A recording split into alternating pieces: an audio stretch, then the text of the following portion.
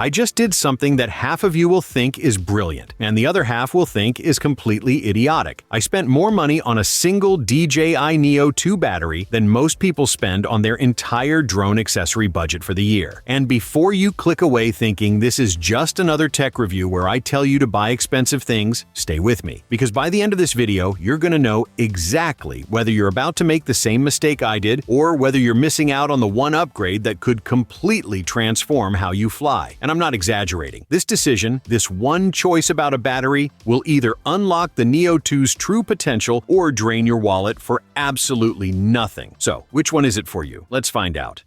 The problem everyone's talking about. Here's what nobody tells you about the DJI Neo 2 before you buy it. The marketing shows you these incredible cinematic shots, smooth tracking, professional-looking footage. What they don't show you is the constant anxiety of watching that battery percentage drop like a stone in water. 10 minutes. That's what you get in real-world conditions. Not the inflated numbers on the box, not the perfect lab testing scenario, but actual flying with wind, with movement, with the features you actually bought this drone to use. And look, I get it. DJI made choices. They prioritized portability, they optimized for weight, they wanted this thing to fit in your pocket and fly without registration requirements. All of that makes sense on paper. But here's the brutal truth that every Neo 2 owner discovers on their third flight. You spend more time swapping batteries than you do actually flying. You're constantly doing mental math. Can I make it to that location and back? Should I turn around now? Is this shot worth the risk? That's not flying. That's battery management with occasional moments of creativity squeezed in between. So when this extended capacity battery showed up, promising to push flight times past 18, maybe even 20 minutes in real conditions, the internet did what the internet does best. It split into two screaming camps. One side said, this changes everything. This is what the Neo 2 should have been from day one. The other side said you're wasting money, just buy 2 stock batteries and stop complaining. And here's what's fascinating. Both sides are absolutely convinced they're right. But here's what I discovered after weeks of testing. After pushing this battery to its limits, after experiencing what longer flight time actually feels like in practice, everybody's missing the point entirely.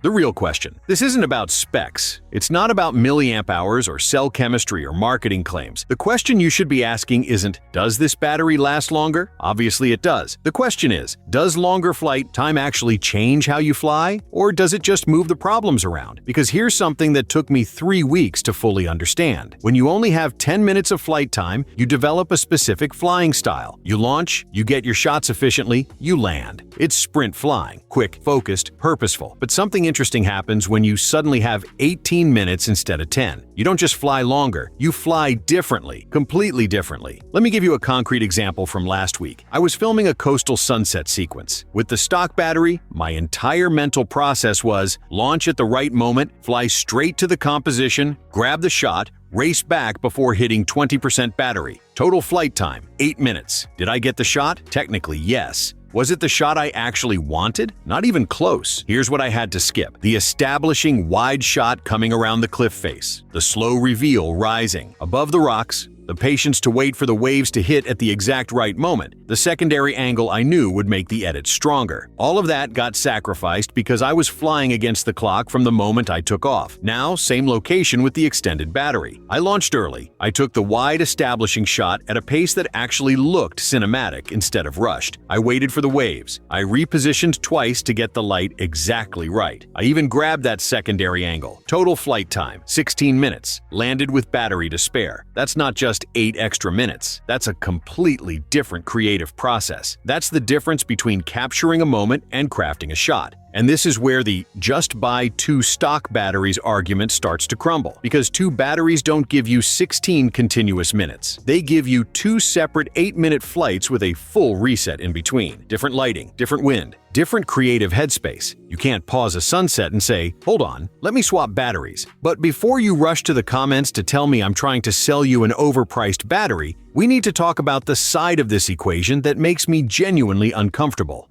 The cost reality check lets address the elephant in the room. This battery costs significantly more than stock. I'm talking multiple times the price of DJI's official battery. And if your immediate reaction is, that's insane, why would anyone pay that? I completely understand that reaction. It's a valid reaction. If we're purely optimizing for dollars per minute of flight time, Stock batteries win that calculation every single time. It's not even close. You could buy 2, maybe 3 stock batteries for the same money. That's legitimate math. But here's where it gets complicated. Cost and value aren't the same thing. Cost is objective. Value is personal. For some pilots, the value proposition is simple. They want maximum flight time per dollar. They don't mind landing frequently, and swapping batteries is just part of the workflow. For those pilots, this extended battery makes 0 sense. Stick with stock. Save your money. You're making the smart choice for your use case. But there's another type of pilot. The pilot who flies for flow states, not just footage. The pilot who uses the Neo2 for FPV freestyle where landing kills momentum and breaks the session. The pilot who does real estate work where client time is expensive and battery swaps look unprofessional. The pilot who just wants to explore without constantly checking battery percentage. For those pilots, fewer landings have tangible value. Less charging rotation means less gear to manage. Longer continuous flights mean better shots. Period. Here's the thing nobody wants to admit. We all waste money on things other people think are stupid. Some people spend $200 on premium camera filters. Some people buy custom paint jobs. Some people pay extra for cases they'll never use. Everyone has their "that's worth it to me" threshold that makes someone else roll their eyes. This battery is that item. It's not universally worth it. It's situationally worth it. And the situation is, do you value continuous flight time enough to pay a premium for it? But, and this is critical,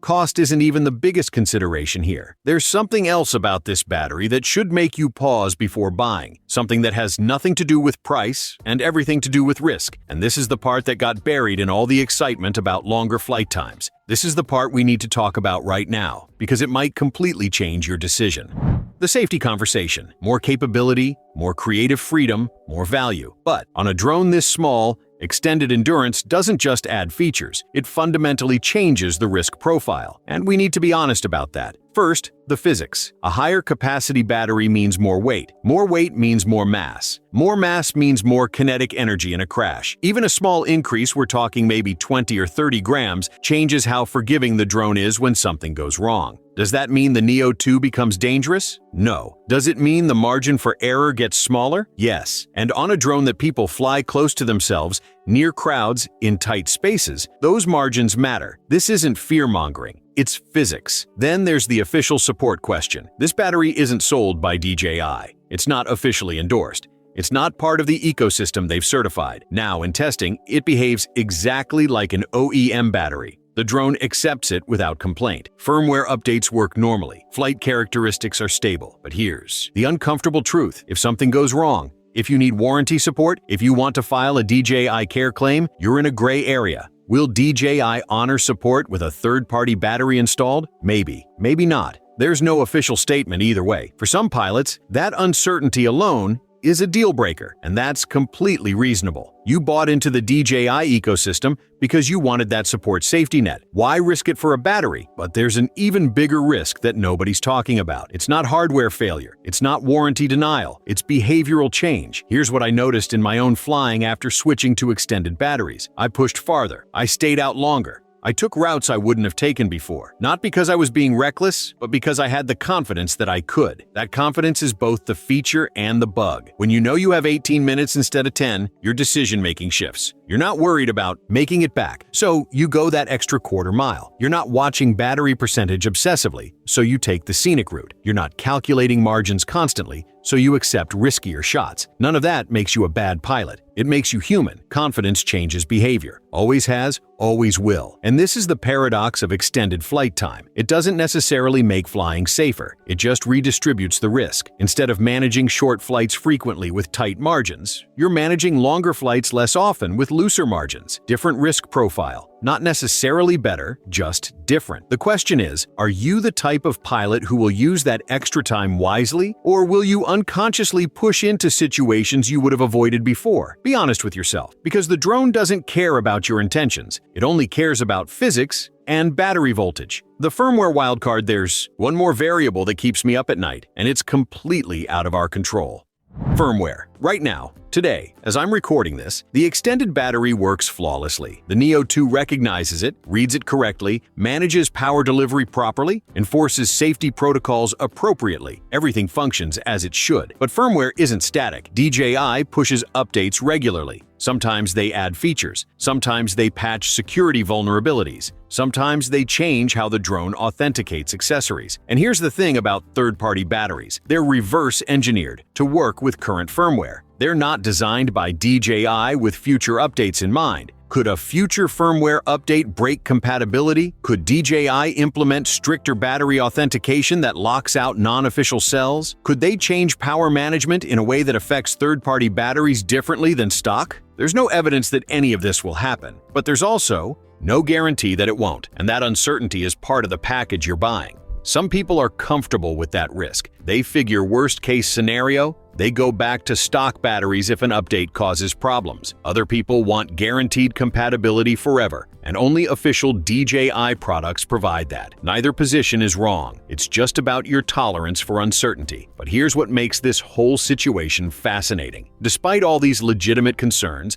despite the cost, despite the risks, despite the unknowns, there's a growing community of pilots who say this battery genuinely transformed their Neo2 experience. They're not exaggerating. They're not shilling products. They're describing a fundamentally different relationship with the drone, and that's what makes this decision so personal. Because the technical answer to "is this battery worth it?" depends entirely on who you are as a pilot. So let's figure that out. Let's talk about who should absolutely buy this battery and who should run away from it as fast as possible.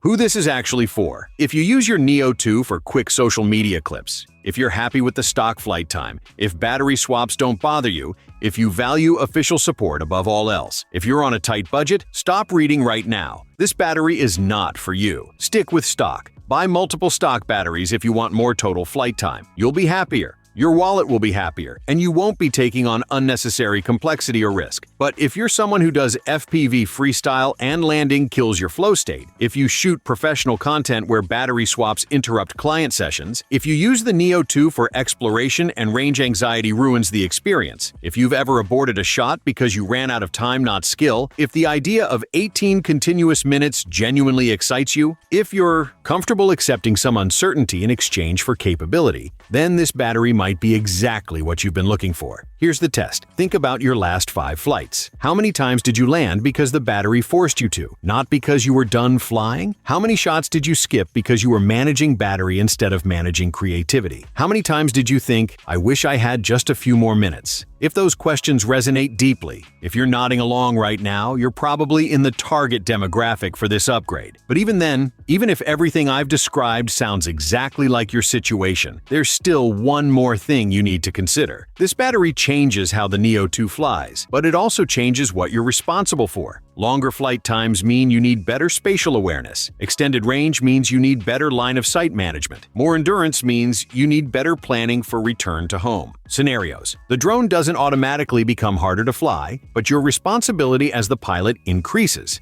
You need to be honest about whether you're ready for that, because the battery gives you rope. Whether that rope lets you create better content or gets you tangled in problems you didn't have before depends entirely on how you use it. And that brings me to the most important part of this entire video, the part that actually determines whether this upgrade makes sense for you. It's not about the battery at all. It's about self-awareness. The pilots who get the most value from extended flight time are the ones who understand their own flying style, their own discipline level, their own risk tolerance. They're not chasing specs. They're aligning tools with behavior. If you don't know what kind of pilot you are yet, if you're still learning, if you're still developing your style, stick with stock batteries. Get really comfortable with the fundamentals. Master the drone within its limitations. Then, if you find yourself consistently bumping against the flight time ceiling, you'll know exactly whether extended batteries solve a real problem or just add expensive complexity. The unexpected findings. Now, here's where things get really interesting. After I published the initial flight test data,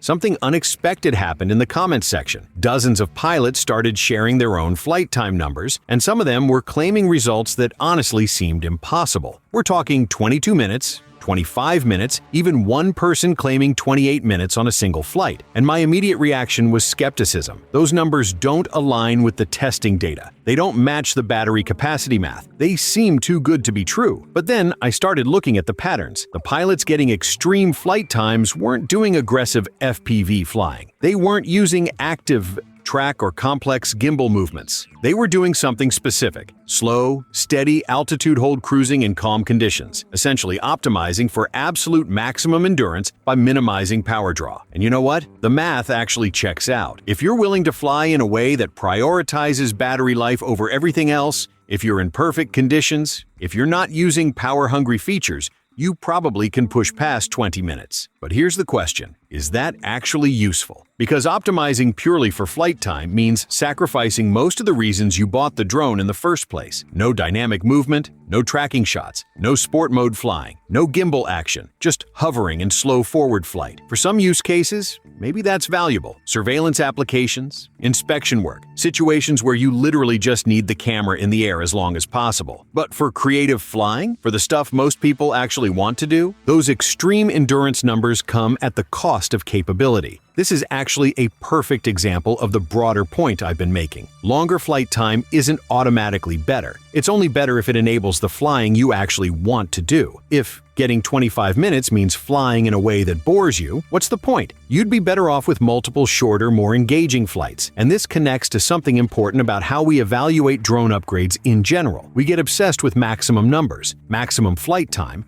maximum range, maximum speed. But maximums are rarely the real story. The real story is, what can you comfortably, safely, practically do on a regular basis? That's the number that matters.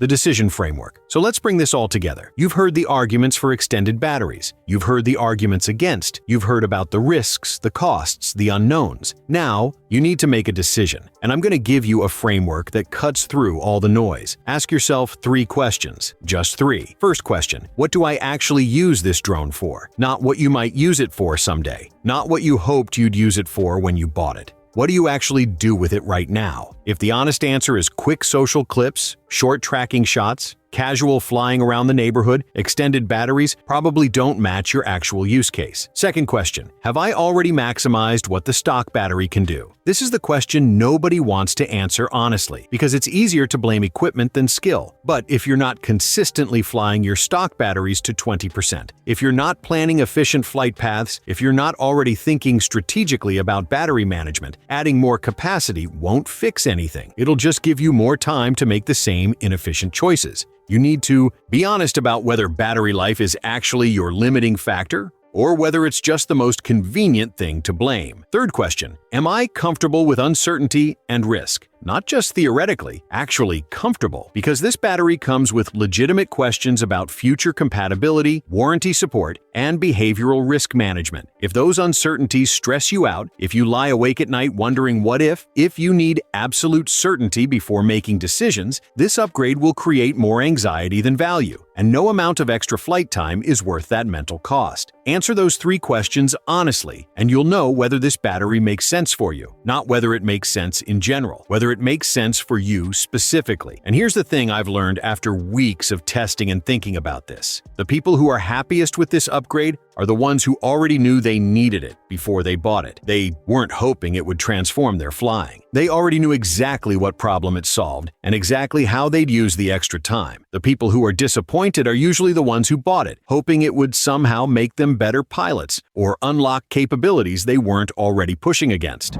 The honest conclusion: I spent more on this battery than most people would consider reasonable, and I don't regret it. Not because it's objectively the best choice, but because it aligned with how I actually fly. I do long-form cinematic work where continuous shots matter. I fly in locations where getting back to swap batteries isn't practical. I value flow state over efficiency. For my use case, this upgrade made sense. But I'm not you. Your flying style is different. Your priorities are different. Your risk tolerance is different. And that's exactly why this conversation can't end with me just telling you what to buy. Here's what I want you to take away from this video. Extended flight time is a tool, not a solution. It solves specific problems for specific pilots. If those problems are your problems, this tool might be exactly what you need. If they're not, you're just adding expensive complexity for no real benefit. The smartest thing you can do is be brutally honest about which category you fall into. Don't buy this battery because some YouTuber said it's great. Don't avoid it because someone in the comments said it's a waste of money. Make the decision based on your actual flying, your actual needs, your actual risk tolerance. And if you're still not sure, here's my advice. Don't buy it yet. Fly more with what you have. Push the stock batteries to their absolute limit. Learn every trick for maximizing flight time. Master battery management. Develop your flying style. Then, if you consistently find yourself thinking, I just need a few more minutes, you'll know this upgrade is for you. But if you never hit that ceiling, you just saved yourself a significant amount of money. The battery will still be there when you're ready. There's no urgency, no limited time offer, no reason to rush this decision. Now, I mentioned earlier that some pilots are claiming flight times that seem almost impossible, and I'm genuinely curious about this. If you've gotten over 20 minutes on a single flight with any battery configuration, stock or extended, I want to hear about it. What were the conditions? What were you doing? How were you flying? Drop those details in the comments because this community's real-world data is more valuable than any manufacturer's marketing claims. We're building a knowledge base here that helps everyone make better decisions. Final call to action. If this video helped you think through this decision more clearly, if you appreciate the honest breakdown instead of just hype and spec sheets, hit that subscribe button. Because this is the direction this entire channel is going. Real-world testing, honest analysis, no affiliate links pushing you toward products I don't actually believe in, just straight information so you can make informed decisions. I've got more Neo 2 deep dives coming, including some flight tests in extreme conditions that revealed things I didn't expect, and I'm expanding into other drones where the same questions apply. What's actually worth upgrading? What's just marketing? What makes a real difference in your flying versus what's just impressive on paper? That's what we're building here. A community of pilots who care more about real answers than quick clicks. So subscribe, turn on notifications, and let's keep figuring this stuff out together. I'll see you in the next one.